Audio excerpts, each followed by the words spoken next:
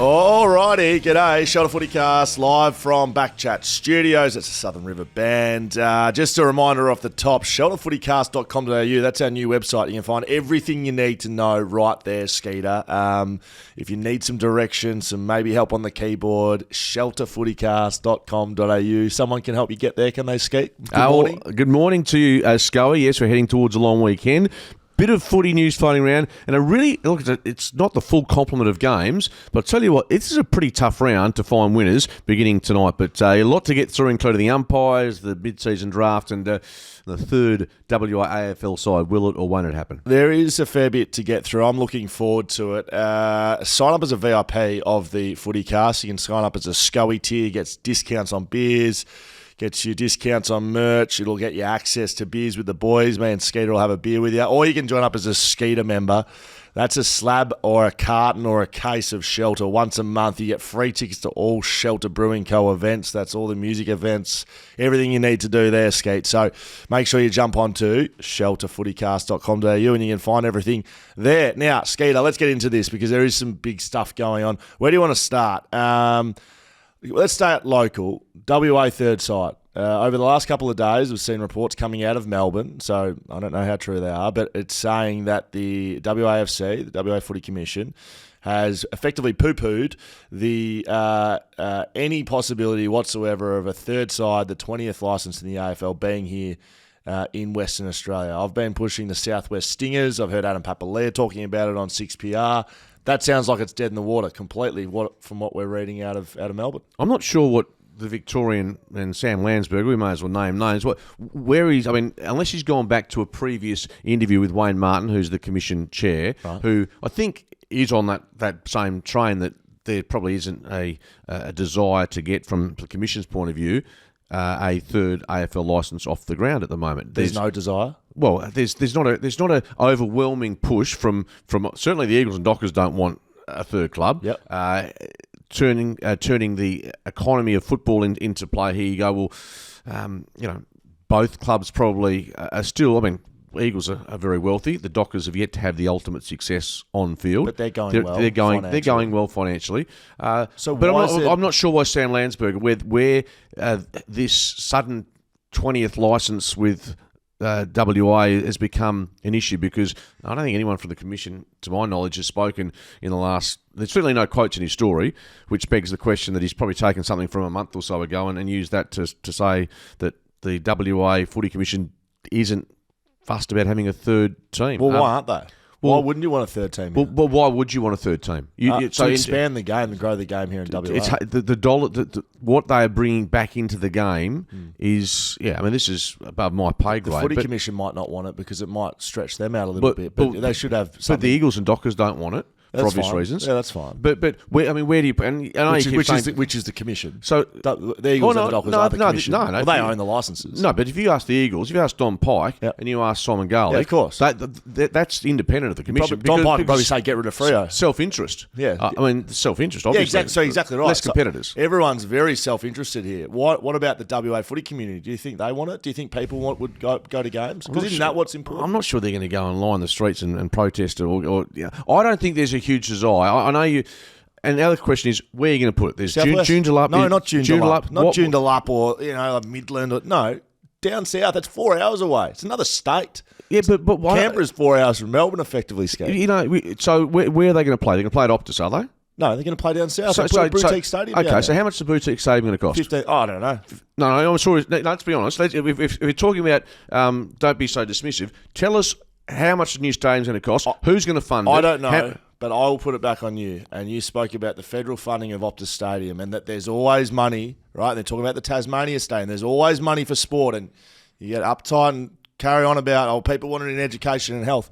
Why can't we distribute some of the national or state funds to build a new stadium? Well, I can tell you the AFL doesn't contribute much to the stadium setup. So there's one out of So how's the government, after spending $1.8 billion on a stadium in Perth, going to go and spend another billion perhaps if you want a boutique stadium? I don't think it's $1 billion. You don't need a lid down there. Mate, are you kidding yourself about the cost of stadium? This is not a go at you, but the cost of building venues. So what do you think it costs in all seriousness? I have no idea. But I'm saying to you, I think it'd be more expensive to build a boutique stadium. So what do you think the Tasmanian stadium is going to cost? I don't. It's going to be over $1 billion. things, It has to be over $1 billion because $1.8 billion was for Optus Stadium with no lid. That's 7-8 years ago now. Yeah. So my point is, I'm not trying to be. There's a huge impost in terms of $1 billion is $1 billion. Put some stands up. Like I'm not talking build a stadium off the get go. But if they're going to make a 20th license, someone has money. You know what? They're going to do a 20th license, aren't they? No. Well, yes, they are. They are. Okay, you asked the Not question. necessarily here. I'm trying to answer. So I have asked someone an exact question. I thought exactly like you, the 20th licence, fait accompli, it'll be Northern Territory, it'll be down south, it'll be somewhere. The AFL, to my knowledge, at this point, doesn't have an appetite for a 20th licence at the moment. Now, that could change in 3 or 4 years or 5 years. But at the moment, they're not going through submissions to say, where can we get the 20th licence up? That's my information.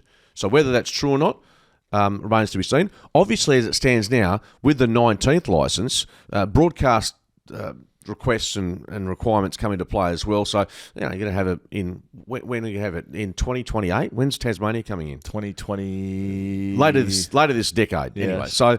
So that being said, it's a lot of it's around broadcasts, obviously, and also the talent pool. Have we got enough talent?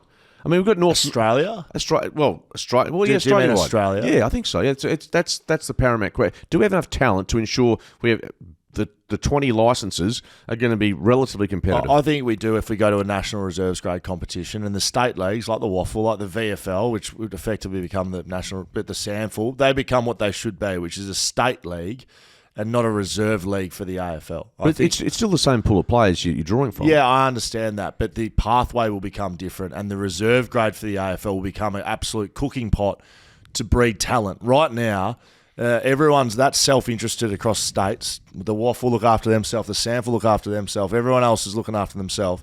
If you create a national reserve grade competition, that will be 18 teams that are, effectively breeding players to come and play in the AFL. Right now, that doesn't happen. Right now, you've got to get lucky to get, we see from the mid-season draft, there's not that many blokes picked up. The development of young people that don't get drafted into an AFL system, that play across the state leagues in Australia, it's not good enough because we don't see, if the kids don't get picked up as an 18-year-old, effectively, if the state league development pathways were good enough, the next year as a 19-year-old with 12 months in a system that was good, you'd see them all get picked up the next year, but we don't. Like, there's no difference between an 18 and a 19-year-old except their age and experience. But I don't think we've got it right at all across the country. So if we go to a national reserves grade competition, everyone can stop being so self-interested in what everyone else is doing, and it becomes a proper funnel towards the top league, which we don't have right now, Skate. No, but on a more simplistic look at it, with the 17th and 18th licences, which came into play with the Giants and the Suns, The Giants have made one grand final, have been pretty competitive, it has to be said. The Suns have yet to play finals, so they're two clubs that are... We've got North Melbourne being a basket case. I know it's only just we're looking at the moment, not 5 or 10 years down the track. We've got teams that are struggling financially when it comes to survival in Melbourne. And why is that, though? Too many clubs in Victoria. That's the bottom line. Well, 10 clubs in an 18-team competition, national competition. Right. It's like putting, dare I say it, 10 clubs in Los Angeles in the NFL or...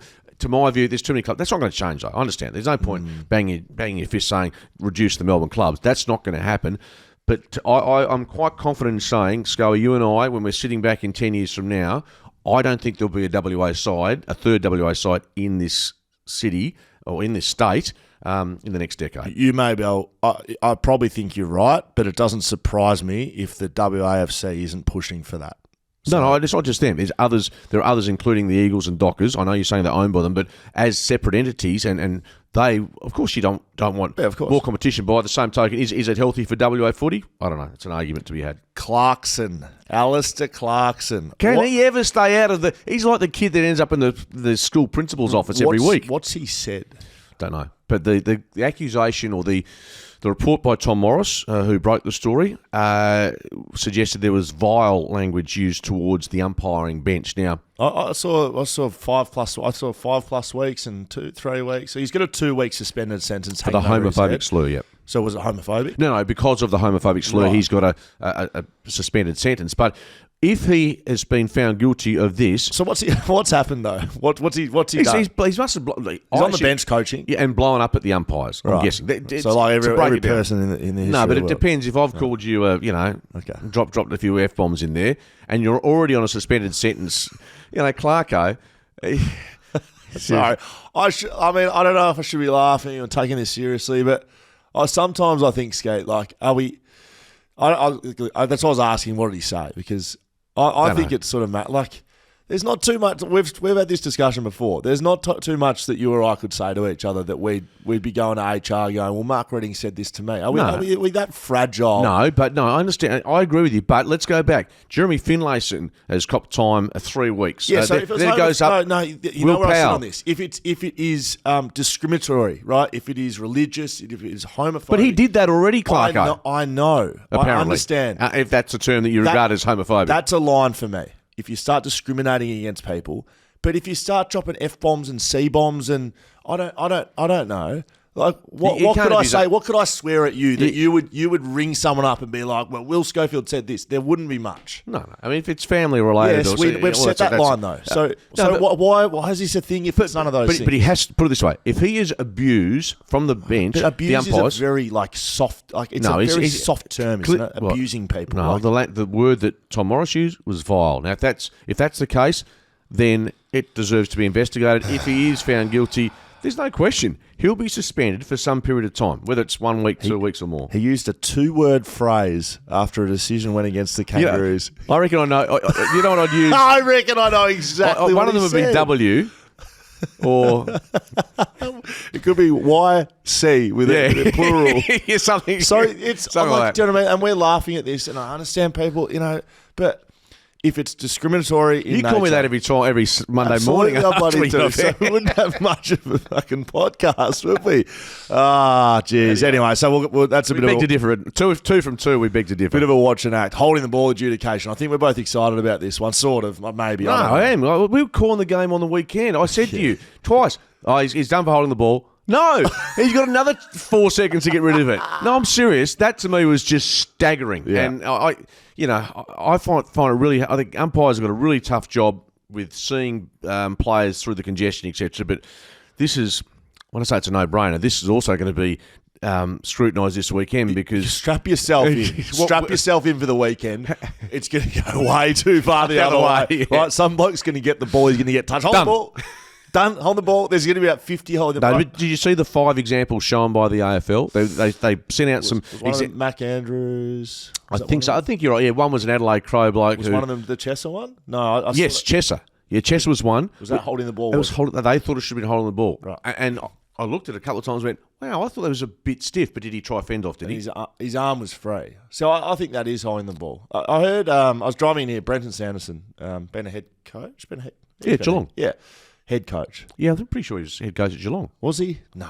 Adelaide? I think it was Adelaide, sorry. Assistant Geelong, head coach Adelaide, sorry. So he was speaking about it, and he said he's been in the game for 30 years, been a senior player for a long time and coach and all of that, and he said, maybe I'm too simplistic, but I was brought up, and I'm exactly the same. If you pick the ball up, if you get tackled, and you don't dispose of it correctly, or you don't try to dispose of it, it's holding the ball. It's like a really simple... So, but what happened to Pryor? So say I grab the ball, you tackle me, I try and kick it, I don't get boot to ball. Yeah, so if you have prior opportunity, which is if you try to fend off or all of that, I think that's what's causing the issue. That everyone watching is going, that should be holding the ball, or why was that holding the ball? It's a pretty simple... If you just look at it simply, it's like pick the ball up. If you have pride and you get tackled, you don't dispose of it correctly, it's holding the ball. Yeah, the umpires, and again, having spoken to Dean Margetts, they are instructed to try and give the person going for the footy some decent opportunity. Play on. That when you hear that, and you do hear that, that creates this rolling maul. That creates more opportunity for injury. Players come steaming in, throwing players. If you just cop it, get tackled, don't dispose of it, hold the ball.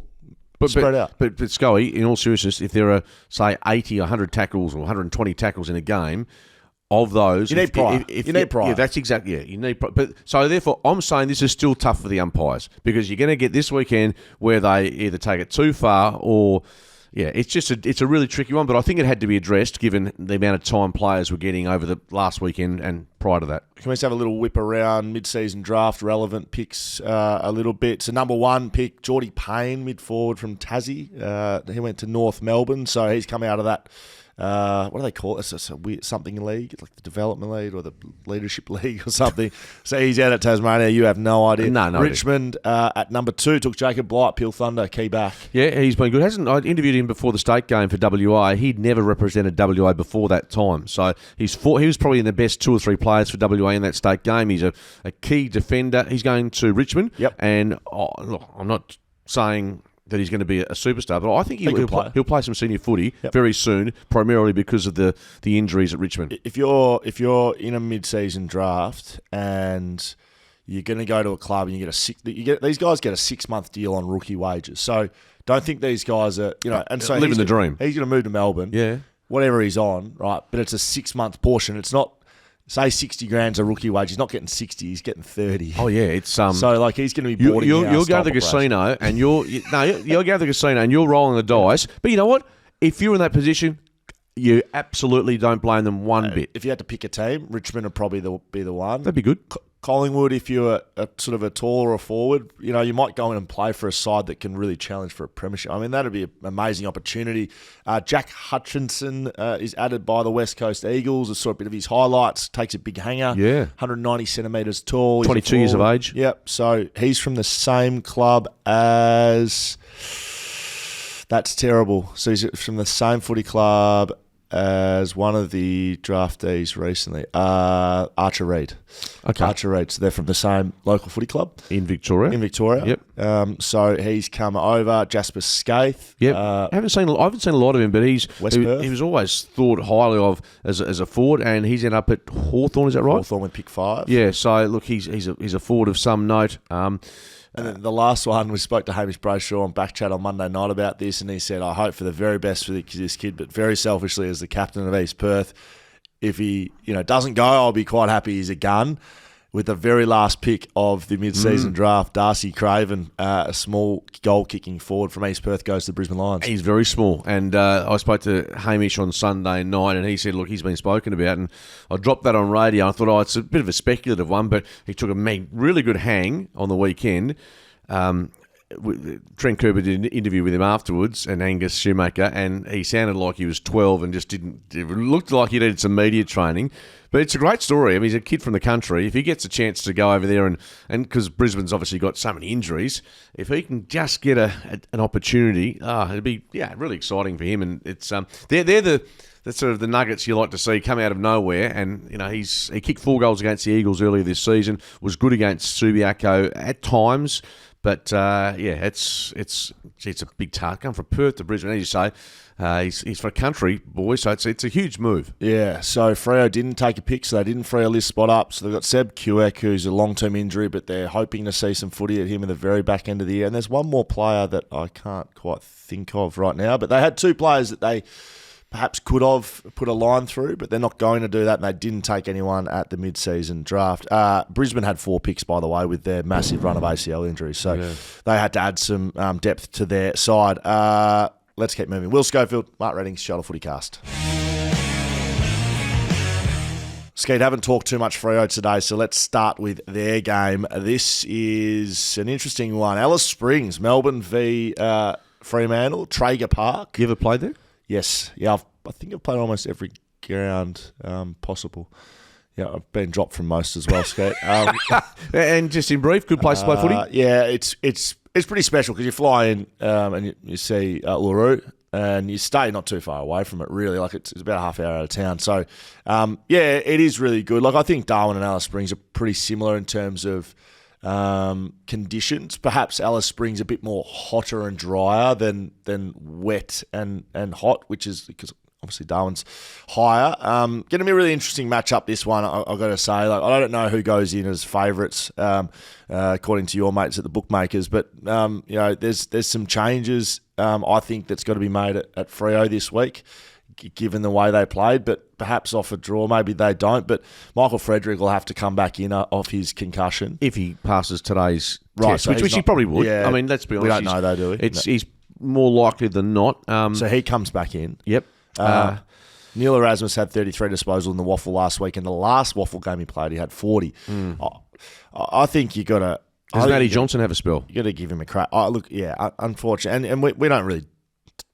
this bloke's going to come out, this bloke's going to come out. It's not really what the Shoulder FootyCast does, Skeet, but I think probably his name would be up there. Yep. Yeah, but he had 20 touches last weekend. No, unfortunately, mate, he's and I will be critical.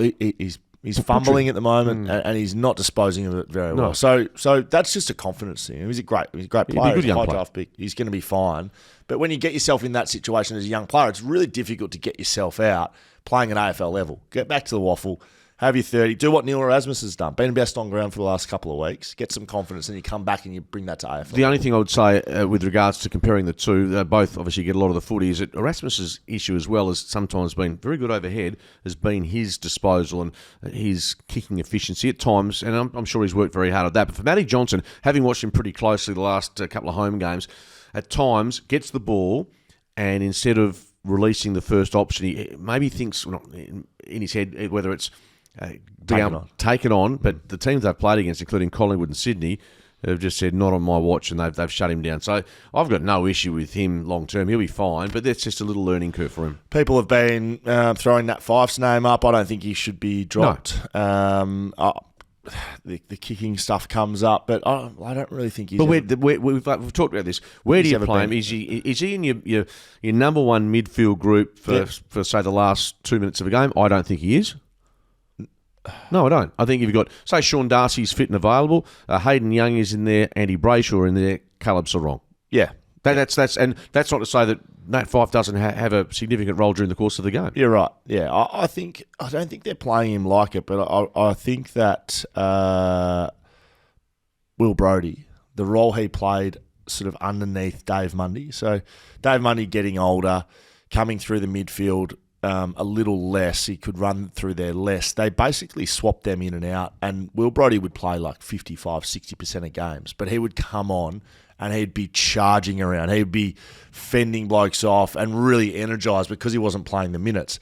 I think they've got to look more at Nat Fyfe in that sort of role, have him as like a super sub that's not actually the sub, and use him less and impact. Because as a clearance player, he's still a gun. But I know we've talked about it, but you just want to see him be able to, we know he uses his hands a lot, but also, at times you have to kick the ball.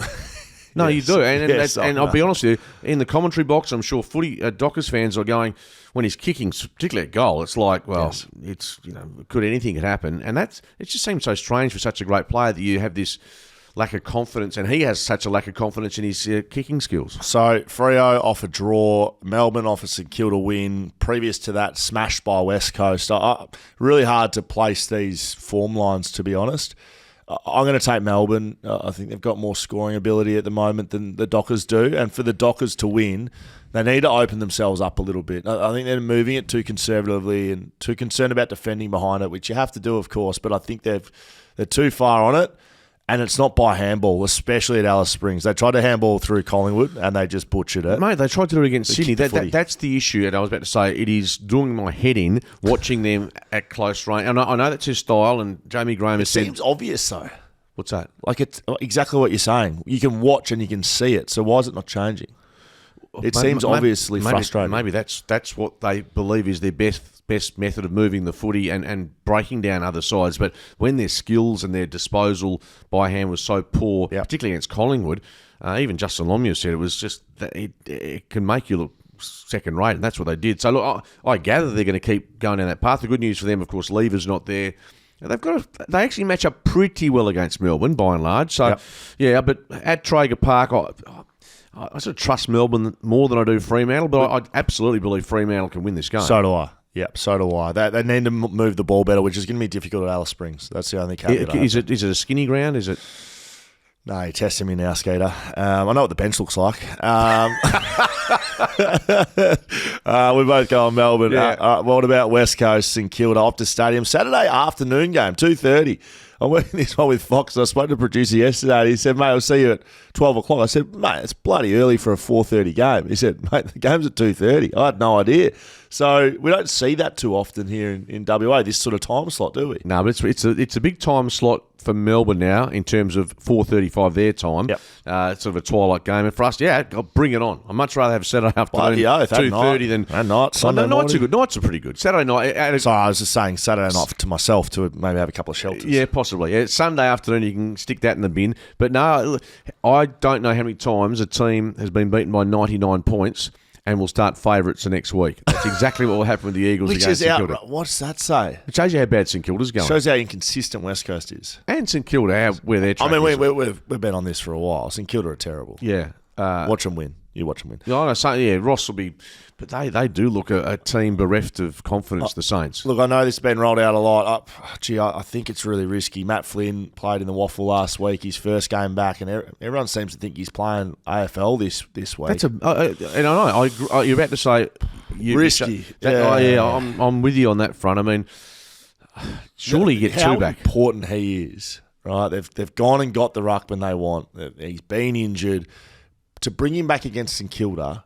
Ron Marshall at home, yeah, okay, good player, but he does it again, or something aggravates else happens. Yeah, and the other thing is you've got the bye so close to just get a bit more continuity into his body. Yeah. And no, I'm with you. I mean, I think for the long term, I'll be giving him another week with the Eagles, and if he does, he'll be playing up at Northam on Sunday morning, which will be a nice. How far away is Northern? It's about. I haven't been there many times. About an hour or so out of Perth. So I'm looking. No, not unless you're driving it like me. Bit past Joondalup, is it, or is it south? No, I think it's sort of going east, and I don't really know about Canadian and a Victorian sit down in a march. I've lived here for 40 years. I still don't know where it is. I jump on a highway and I keep going. Are you calling? Are you out there? For 7. You're out there. Oh yeah, don't laugh, dickhead, because it's not exactly. If it's dickhead, sorry, I'm AFL umpires department. Call me a dickhead. And if it's raining, vile abuse. They're talking about 40 mils on Sunday morning. Stick that in your jumper. Stop vilely abusing me. Looking forward to it. Anyway, Matt Flynn, I agree with you. Should be given another week in the Waffle. I think there'll be changes at West Coast. We talked about changes at Freo. I think there'll be changes at West Coast. I think you either have to play Jermaine Jones as a backman because they did do that late in the game and he looked really good. I don't know why they keep persisting with him as a forward, as a pressure forward. He's not a pressure player. Well, they played Liam Ryan as a backman as well. That's ridiculous. Let's cut that experiment completely. They want to see the run and carry out of the back line. Jermaine Jones does that. That's his literal position. So why they sort of persisted with the Liam Ryan in the back line thing, he can't defend, unfortunately. And it's not, I don't know, Jack Sinclair or Nazaya Wanganeen-Malira type not defending, but it's no idea what he's doing down there. He's never played there in his life. So I wouldn't be doing that. I'd keep Liam Ryan forward. I keep banging on about it. I think you could play a Clay Hall in the position Dom Sheed's been playing in. He was in the squad, went to Adelaide last week. Gee, we've talked about Clay Hall a lot this year. For the game. We haven't got any stock. So Sheeda broke his nose in that tackle really late. Oh, yeah. Can he play? Well, will he play? You can play with a broken nose, no worries. But, I don't know. Yeah, like we said, they got that match-up completely wrong with Crouch over Dawson, but Sheed could be in the firing line. Josh Rotham probably another one. With Harry Edwards in really good form in the Waffle, that they could look to bring him in. St Kilda's forward line, are they a tall one? I mean, they've got Caminiti, they've got Owens, they've got King, they've got Marshall when he goes down there. King's the I guess the X factor, or the guy that you're wondering. The reason Harry Edwards, though, doesn't get a game is because they have Barris and McGovern, and you bring another tall in, and then McGovern probably is the guy that plays.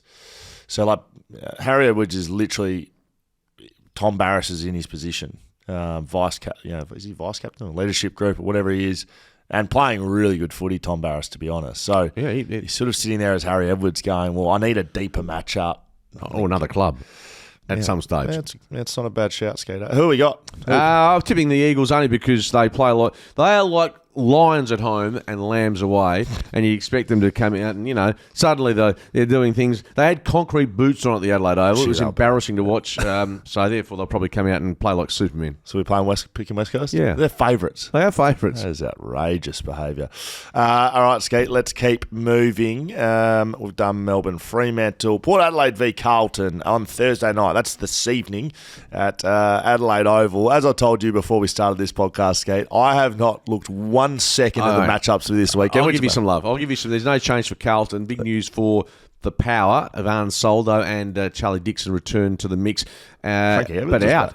Rioli and Rosie. So there's 2 big outs. Rosie's out again with an ankle. Jeez, he's had an interrupted season, hasn't he? He has. But that's that makes this a 50-50 game, I would have thought. Carlton just starting to get a bit of form back against the Suns last week. Their form at the Adelaide Oval not great. I know they knocked over the Dockers, but yeah, this game is a real difficult one to call because I'm still not convinced about Port Adelaide. They sit in 3rd position, yet I have grave doubts about them. Mate, go down the ladder, I'm telling you. You go down the ladder, there's there's not really anyone convincing other than Sydney. So I agree with you. Carlton, big question marks on them at the moment still. Look, they won last week, but it doesn't mean really too much, I wouldn't have thought.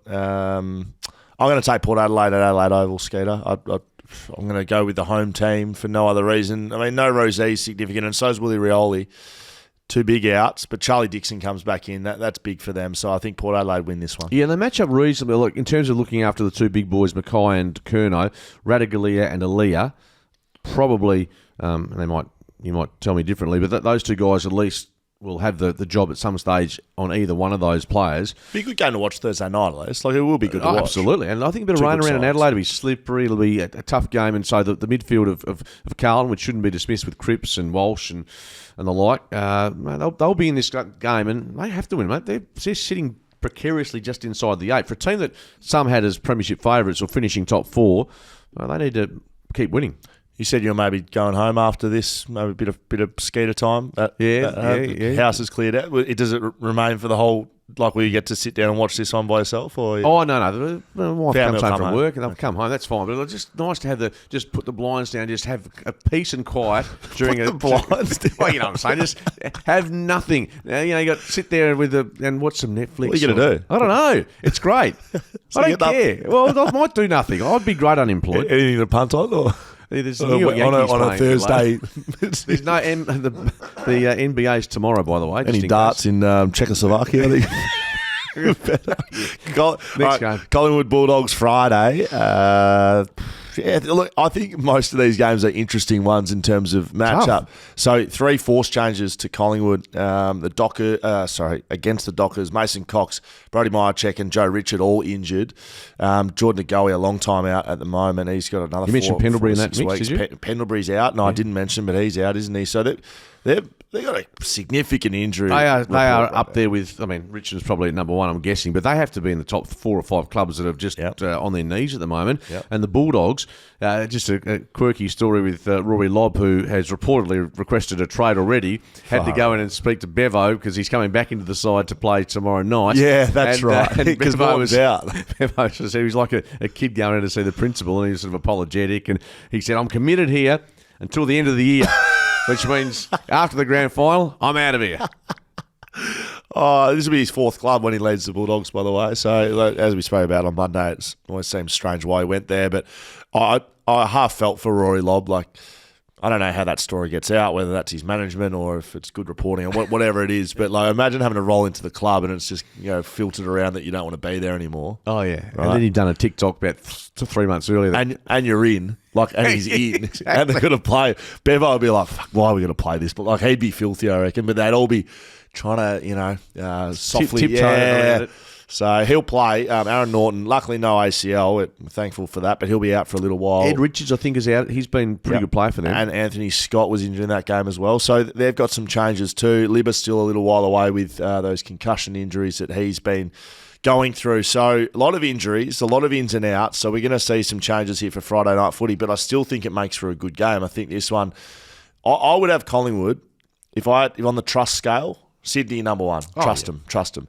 Collingwood, they're pretty high. Even though they're injured so much, I'd have them at 2. I'd trust them over Essendon. What we saw on last Friday night's performance, they are such a well-drilled side with what they do. All that being said, I've actually tipped the Bulldogs here. So have I. It's a personnel too much that's missing. Yeah, there's too much quality, and you start getting instead of your 23rd to the 26th best player, they're now dipping into the 30s. I mean, Ash Johnson He can play. No, I'm saying, but guys who have struggled to get. I mean, yes. I think there's a Jack Bytel, Reef McInnes, Finn McRae. There's a key forward. Ash Johnson. Another key forward. Jeremy Howe. Jeremy Howe returns. Yeah, he could play forward as well. That's what they might need. I think they'll have to. They don't have a forward. No. They literally don't have a forward line. No. So, yeah, I'll pick the Bulldogs too, mate. Gee, we're on fire today. Hawthorn v Adelaide, Saturday at the MCG. I think Hawthorn, on the trust scale, I'd have them at 3. Power rankings at right the moment? now, I'd have them at 3. If you work your way down the ladder, Skeeter, Essendon just won't be able to trust them all year. Port Adelaide, I don't know what they're doing away from home and being inconsistent at home. They should have lost to Hawthorn. Melbourne, lost to West Coast. GWS, lost 3 in a row, just scraped over the line in Geelong. Geelong's lost 4 in a row. Collingwood injured like all hell. Carlton, I don't know what they're doing. Fremantle are no good moving the footy. Gold Coast can't play away from home. Western Bulldogs are shit. Adelaide are no good as well, even though they beat West Coast by 100 points. Brisbane, we know what Brisbane do away from home or anywhere else right now. And then you're at Hawthorn. I think Hawthorn, power ranking, I'd have them at 3. Against Adelaide at the MCG, I have them winning. Yeah, I actually, I have to say this, I think I'm agreeing with you. The last win that Adelaide had at the G was round 15, 2017. They've lost 9 of their past 10 games. Grand final year, that and one. have 1 draw, exactly. It has lost its last 3 games by a total of 10 points. So they're getting close, but they're just not getting a result. So, and you know, as you say, with the Hawks, guys like Will Day, Connor Nash, James Warple. Lloyd Meeks out. He's been big for them over the last month. Really competitive in the ruck. But Ned Reeves should make a return with a broken hand. So they will get like for like there. But Lloyd Meek has really stepped up for them. He's been one of the best ruckmen in the comp over the last month. So that's a big loss for them. Yeah. Look, they are a team that's playing. You know what? They're what are they? They're up to about 18th, 17th. They're sort of going to finish outside the top 4 and might even start, just nipping at the buds of those outside the top 8. Hawthorn. Hawthorn. Yeah. Adelaide's we're talking about a side they're playing against. They've just won by 100 points. So. And I'm tipping against the team that's won by 100 points. And we're both picking the team that lost by 100 points to beat West Coast. Yeah, exactly. So, but Hawthorn's playing some good footy. Brisbane's, they've fallen off the map to some degree, but Hawthorn's form over the past month, I think, going back to... Well, even when they lost to Collingwood by 5 points in Adelaide, round, I thought, hang on, they're starting to put some consistent performances together. Long gone are those poor efforts, like against Melbourne, they got towed up by 9 goals, and that first month was really poor. But after that, they've been almost after Sam Mitchell got hold of was it Scrimshaw? Yeah, and as a player, you like that. That's exactly where it started. And people going, oh, Sam Mitchell doesn't know how to speak to his players. That's exactly how you get a reaction, especially if the player can cop it. And there was some great love. I saw some of the vision after the match last weekend. And Sam Mitchell, he's giving blokes cuddles. I know you do when you win. But it seems like he's in good terms with his players. He's very well connected with his players, and he would know his players and how they react better than you and I and anyone else for that matter. I don't disagree. We're picking Hawthorn? I'm picking Hawthorn. Yep. Am I silly? No. Well, we are silly. Yeah, stupid actually, but we are picking Hawthorn. Geelong, Richmond, GMHBA Stadium. They can't lose this, Geelong. They cannot. They've lost 4 in a row. They're losing games at home now. They're inside the 8. Feels like they're on the slide big time, which they are. Ever since you called them the best side in the competition. They were the best side after round 4. Ever since that moment, that second those words left your mouth, they have just been disgraceful. Not the first time I've stopped teams in their tracks. It's normally horses, if I declare them certainties, but this time it's a footy team. I heard you call in place of East Perth, very good player, kicking a goal from 5 metres out, and you gave him the big wrap up. So, right? Was it? Yeah, possibly. I've done that many times during my career. No, you gave him the big wrap up. Like, absolutely lay down Mazaire here, running in. Like, give us how you'd usually talk it. How would you talk it up? Give me I'll take Schofield, gets it inside 20. No one between he and the goal. It was a set shot. Okay, Shoemaker. Yeah, I'd rather do Schofield. So Schofield, 20 metres out, directly in front. A wonderful set shot. Got a beautiful, smooth, rhythmic motion on the runway. Oh, he's missed. He's missed to the left. Commentator's curse. There we go. Yeah, so that was, I can't remember the incident, but yeah, that's happened regularly. I heard it on socials the other day. Oh, good. So I don't know why I started talking about because you put Geelong in this position that they're in. As I told you, Skeeter, they'll slide out of the 8. They won't play finals this year. I told you that a long time ago, actually. Jai Clark and Mark Blitzarves will be out with suspension, both hitting Lockie Whitfield high. Reece Stanley should be available, though, to come back into the side. Richmond don't get too many soldiers back here, and they're really struggling, both injury, but I think game style and new coach, all those things. I don't really give them a chance against Geelong. No, Cats will win this game, but Gee, if you go back, they were pretty competitive against Essendon. They were good. But I can't remember. I haven't got the stats in front of me. I should. But the last time Richmond, and they've been a powerhouse club for a long time. The last time they played in Geelong, I think it'd be pretty rare. I was probably standing on milk crates watching them back in the day. Well, yeah, I mean that's a real rare occasion they've had to go down to Geelong just because the numbers they. In fact, Richmond has lost its last 6 games at Geelong. Its last win came in 2006. Yeah, like I said, I was there, I reckon. I went to the game. Very good. 2006, my last year abusing players over the fence in Geelong. We both picked Geelong. Gold Coast Suns v Essendon. People's First Stadium. Sam Flanders will be back in. He missed last week with illness, but he will come straight back into the side. He's been very good, Sammy Flanders, for Gold Coast this year. Essendon coming off 7 in a row. Almost the match of the round. 7 in a row. Have they won 7 in a row? Undefeated across the draw against Collingwood, so that's undefeated, yes. Right. Yeah. Okay.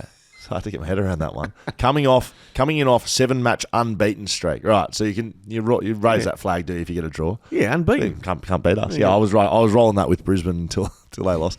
Apparently this week a virus has rolled through Essendon. They're split people up like COVID. Yeah, but they're saying they're obviously trying to keep the staff away from the players for that basis. So yeah, we'll just keep an eye on that when the team's selected. But going to the Gold Coast, it's obviously a different proposition taking them on up there. But the Bombers should feel fairly confident of going and getting a result against, Yes.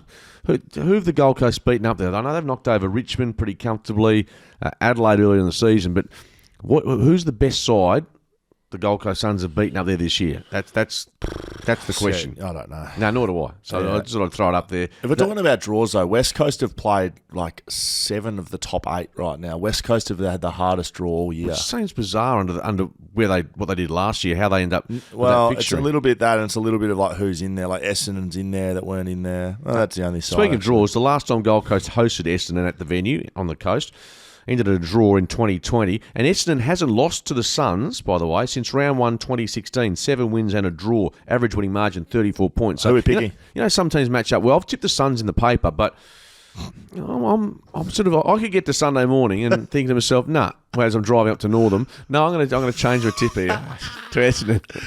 Account number 545364. Tipping, not betting, just tipping. William, don't start being a smart. Mr. Redding, it's good to speak to you again for the 4th time today. I'm going to. Yeah, no, don't worry. I'm Mozart, Picasso, all put into one, mate. I'm absolute all painting.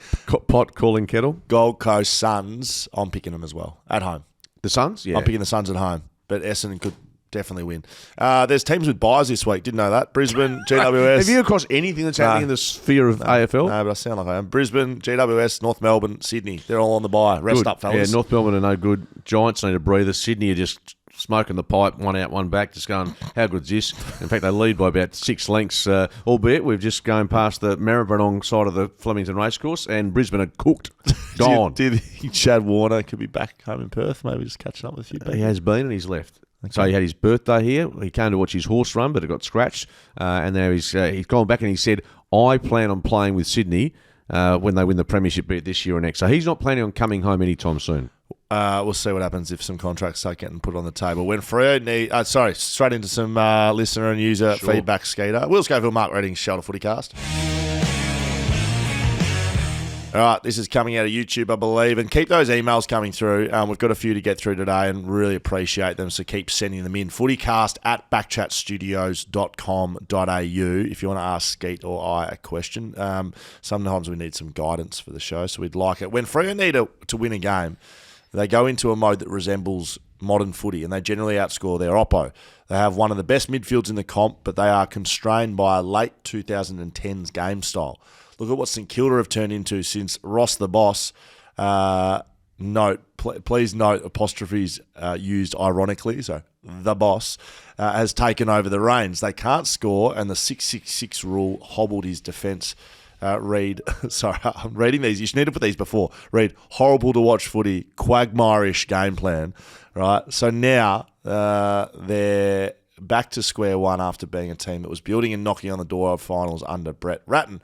I feel like JL might be doing a similar thing at Freo, squandering their elite midfield talent with an antiquated game plan. I don't mind his defence-first policy. I think that's generally, history says, good defences win premierships. Collingwood defend well, Sydney defend well. Yeah, all the best teams defend well. So I don't have any real issue with that. But look, the coincidence of them when they are the time when you see them really run and gun and really to change their mindset is when they're 3 or 4 goals down, when they have to try and.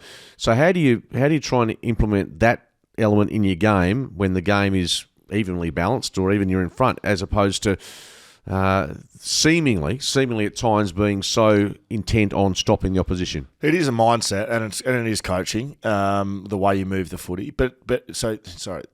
There's structure and strategy, which is coaching, and then there's mindset as a player. Like you have to be able to look at an option as the ball carrier, right? They're the ones that are first and foremost in charge, right? And then you require your teammates to move moving. But when you have the footy and it's your chance to make a decision, do I take the safe option, kick along down the line, chipping backwards, or do I chisel one and have a go at it? It's really up to you, and it's a mindset thing. And is it also the player, for instance, if I'm the Dockers and the ball's in the hands of, just for argument's sake, I won't say James H, or you've got Jordan Clark or Hayden Young going that side, is it incumbent on the player, say it's Alex Pearce, to give it to one of those two who can then trust those players to take those kicks? Yeah, you want to get it in the ball user's hands. So everyone's ability is different. Nat Fyfe's ability is different to a Jordan Clark. Who's the best kick? Hayden Young, maybe? I don't know. So he's at 1, and if Fyfe's the worst kick, he's at 0. So 10 to 0.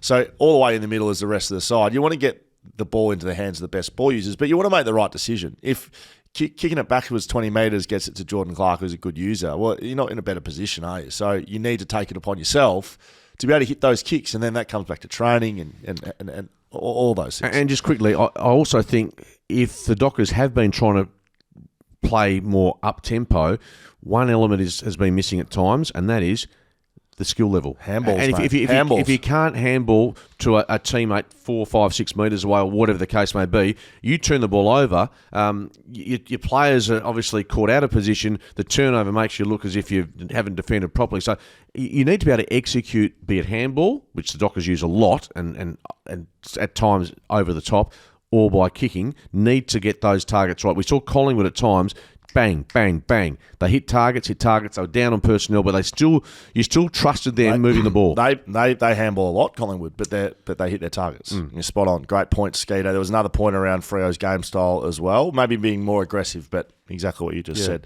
Turning the footy over. This one's from Michelle. I think it's an interesting one. Given we've just seen the mid-season draft, and we'll move forward to the real draft at the back end of the year. G'day, gents. Love the show. Love the banter. On Monday, the 27th of the 5th, so that was this Monday just gone, Skeet asked how young players can get to an AFL side and be out the door in 2 years having gained nothing.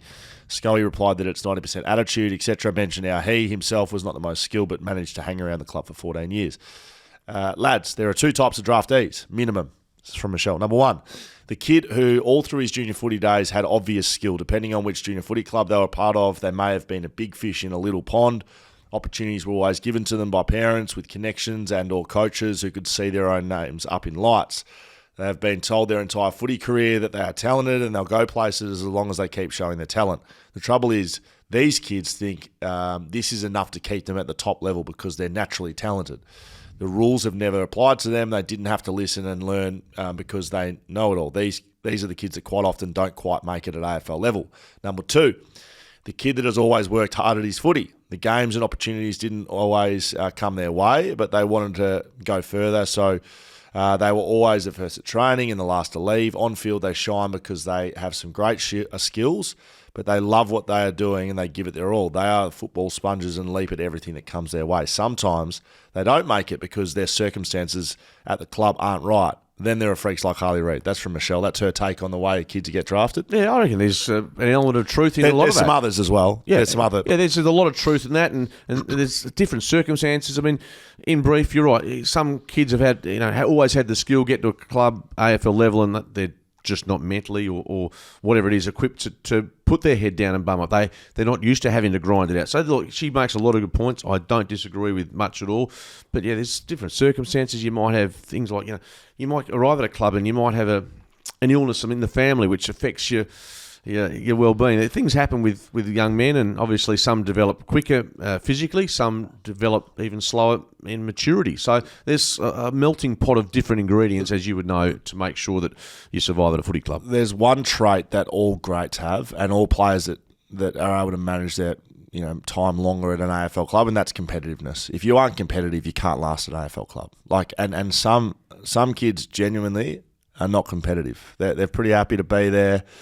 They're happy to be a good bloke and have a laugh with everyone, and that's great. They're good people. There's not too many bad people that come into a club, but if you don't have that shit in you, that hates losing, that doesn't cop no for an answer, that wants to keep coming back to the and one-on-one with your opponent, the competitive element, that sits above all else.